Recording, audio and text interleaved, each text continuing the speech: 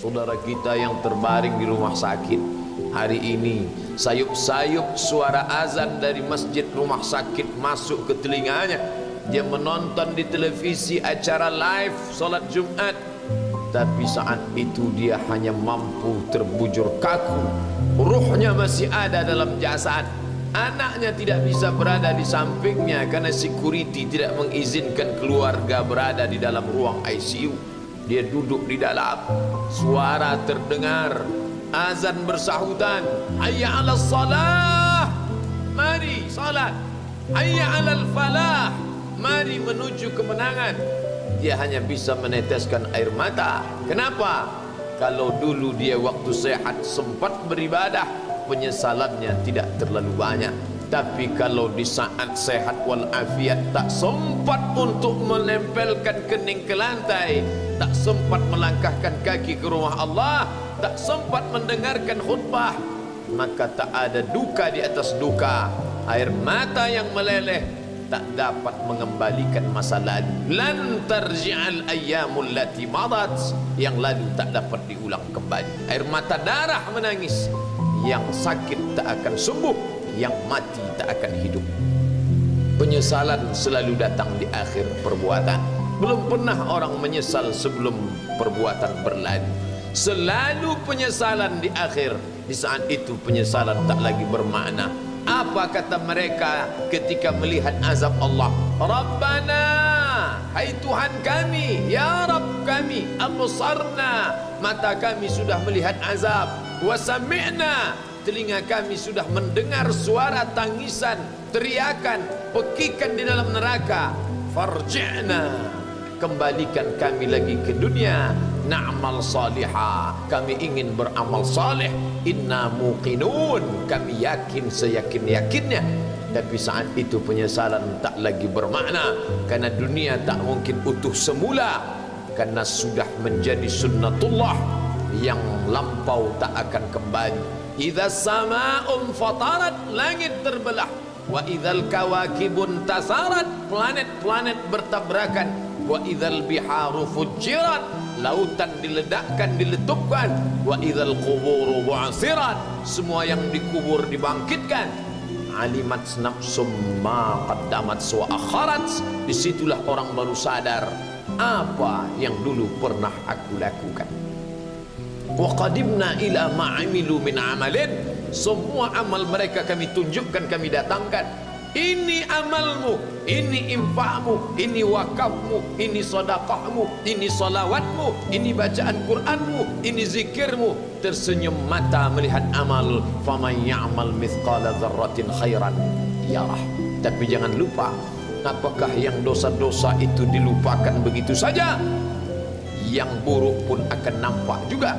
Faman ya'mal mithqala dzarratin syarran, sebesar ujung rambut, sebesar telapak kaki semut yang hitam, di atas batu yang hitam, di tengah malam yang gelap, di dalam samudra yang gelap, akan ditampakkan juga pada hari itu. Yauma tublas sarair, segala rahasia ditunjukkan, dan mata akan melihat dengan penglihatan yang nyata. Mulut tidak lagi bisa menjawab.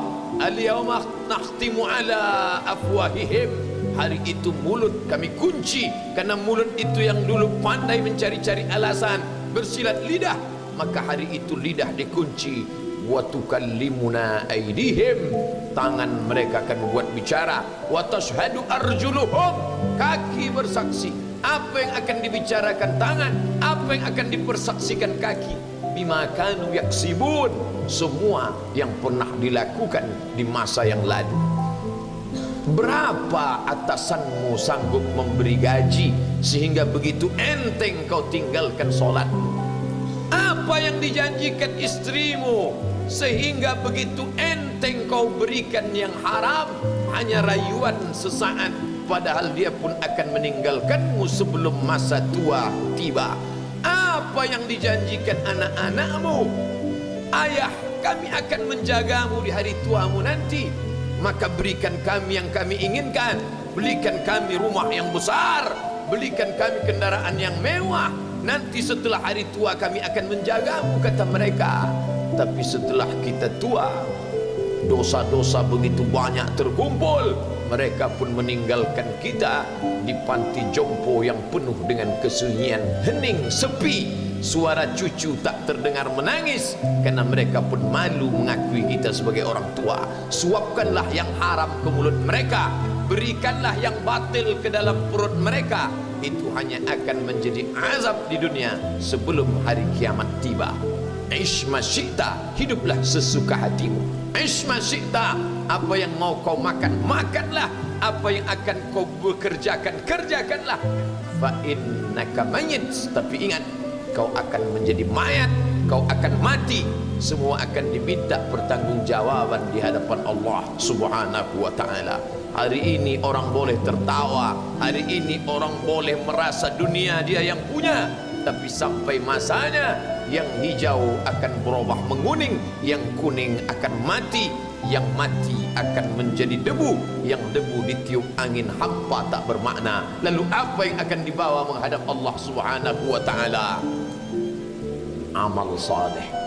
Kalau pernahlah mulut itu membaca sepotong dua potong ayat sebelum berangkat bekerja, kalau sempatlah masuk ke kamar mandi mengambil air wudhu, solat sunat duha sebelum berangkat bekerja, kalau sempatlah ketika duduk dalam suasana santai membuka iPad lalu dibuka Quran digital sambil melihat beberapa ayat merenungkan maknanya mengingat mati, kalau sempatlah mulut mengucapkan subhanallah wa bihamdihi subhanallahil azim, kalau sempatlah anak istri dibawa ke masjid iktikaf mendengarkan pengajian, kalau sempatlah beberapa persen dari pendapatan itu dilimpahkan ke rumah anak yatim panti jompo masjid, kalau sempatlah beberapa meter tanah dibeli untuk pembebasan mendirikan rumah Allah, kalau sempat memberikan beberapa karpet untuk rumah yang selalu ditinggalkan, kalau sempatlah membelikan beberapa kilo beras untuk yatim piatu dan panti jompo, itu yang akan menolong di hadapan Allah.